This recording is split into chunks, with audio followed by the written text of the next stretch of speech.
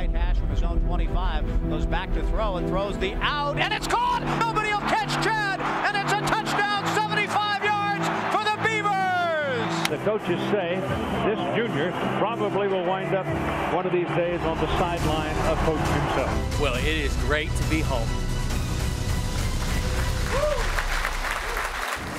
Well, everyone's been making a big deal about the homecoming because it is a big deal that Jonathan Smith is the head coach of the Oregon State Beavers, and he joins us here on Pac-12 Network. Coach, appreciate you stopping by with us. We can kind of relive some of the magic from back in the day, and it feels just like yesterday you were getting introduced. Now, I got to spend some time with you on campus. You were gracious with your time with me a couple weeks ago, and I never even went there with you, so I'm going to do it now on television. Has anyone teased you about the billboard? I'm driving to Corvallis. I see this big billboard of you as I'm entering town. I've got a ton of people teasing me about that thing, starting with my family. It's an exciting time to kind of get started and to be back here in Corvallis, but I'm kind of anxious for that billboard to come down. Oh, no. I'm telling you, next time I'm up there in a couple weeks, I want to make sure the one thing I'm disappointed I didn't do was take a picture of the billboard at some point so we could use it on air. Look, and I know for you, and just seeing your connection with some of these players in the short time I got to spend with you, it was pretty significant. And yet, we've been doing this on Pac-12 Playlist where we're talking about the team bonding. I know you guys went bowling the other day. I know you're doing some fun activities, but you being now the head coach, take me through this bonding experience and what the last couple weeks and months have been like for you and your staff. Yeah, it's been really good. I think it's important. You spend so much time working at football and practicing in the weight room and the training room and meetings to be able to mix this up with doing some different activities. And then those activities are mixing up the group of who's playing with who and getting to know each other. And so I think it's been great for our guys. I think they've enjoyed it. I know I've enjoyed watching it, and those guys getting to know each other has been a big part of the vibe and the culture we're trying to create.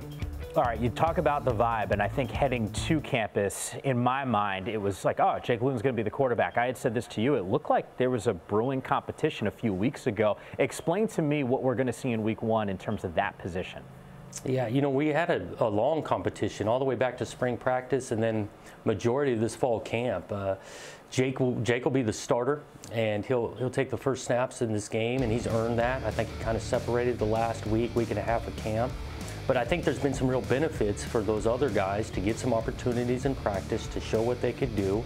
And so you know how college football is. It's tough to say you're going to have the same starter for 12 straight games. And so if it comes to the spot where we need to get another guy in there, we feel like we prepared him to do that. All right, in terms of that offense, you had some guys, skill position players, that looked like they had a little bounce in their step on the football field. Who's that player on offense that could be the game breaker, that game changer for you? You know, I think we got a few guys that'll be able to contribute. I like our receiver group as a whole. You know, Timmy Hernandez has played a lot of football there, and Isaiah Hodgins can do some things. I think he's a gifted receiver. But even in the backfield, Jamar Jefferson's a freshman that did a lot of good things in camp. AP will be a mainstay for us in the backfield. So we've got a group that I think we can move the ball and be able to score some points with.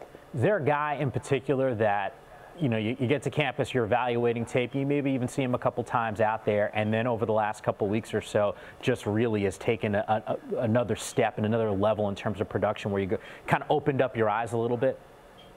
You know, I think we've got a good amount of young players that have had good camps, but it kind of stands out to me at the tight end position, talking about youth with Isaiah Smalls, Teagan. Those two guys have really done some good things on the offensive side at the tight end spot.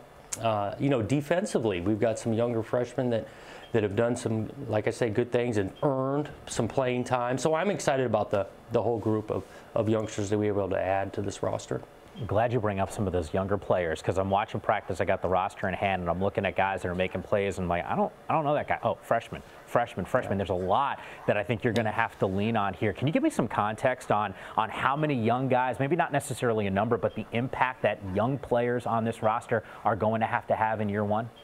Well, yeah, everyone who goes on the field is expected to make an impact, and we're going to have some young guys, but we got plenty of guys that were here before the last couple of years, have stepped up in their game and improved. But I think it's nowadays in college football, you are seeing more younger players play. Also, with this new redshirt rule of playing 4 games, it gives the opportunity to kind of see where those guys are at. And then there might be a guy or two that maybe only plays in 4, and then you don't see him again. So we're excited about the group in regards to how they've improved, how hard they're playing, and we're anxious to start playing some games. How much do you like the fact that you're going to have that redshirt rule to play with this season in year one for you? I think it's a good rule for everybody. I just think it's a good thing for college football in general, to avoid the stories of guys only playing 10, 11 snaps and then losing a complete year. And so now it gives you the capability of playing a guy a little bit, adds to their development. I think it keeps the older player healthy because he doesn't have to continue to play because you don't want to burn a guy's redshirt year. So I think it's good for all of college football and definitely good for Oregon State.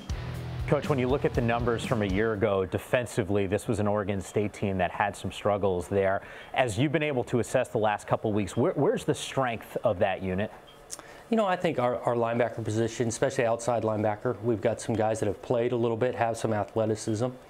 At the same time, this league, there's a bunch of good offenses, man, and it is a tough league that way. But on our side, you know, we got some outside backers that have run around and can make some plays. Team defense is critical to stopping good offenses, so we need every group to be able to step up and ready to go. In terms of characterizing a good season, I think people, look, we talked about the young players that are going to be out there this upcoming season. We understand what you inherited at Oregon State. Can you give me a better sense, though, of how you're going as a goal-oriented guy? How do you evaluate the wins away from just win-losses? Like, what are you going to take away from a successful season this year?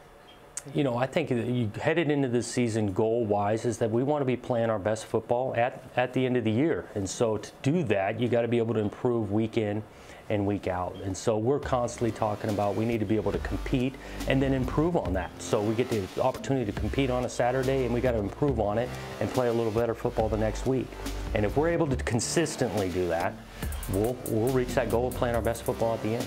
All right, Coach, you mentioned week one. We know Jake Luton's going to be out there. I'm just curious because it's a huge college football story, and I know you've been kind of overhearing, right? I mean, you're a college football coach, but Urban Meyer's not going to be there in week one. In fact, not going to be there those first 3 games. Curious, is it at all a factor for game prep? Do you even worry about it, think about it, have other guys on the staff look at what potentially could happen with him not being there? We really don't. You know, we've been so focused on ourselves and the work we're putting in to improve ourselves. The reality is we're playing 11 Ohio State football players at one time on the field.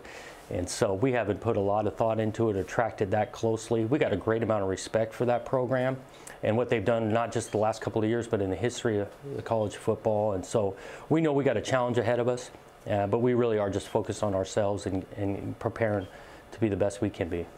Coach, the more we talk about people or talk to people about the program, the excitement with you at the helm back in Corvallis, we've seen it all over social media as well. Wishing nothing but the best this upcoming season and looking forward to seeing you in a couple weeks.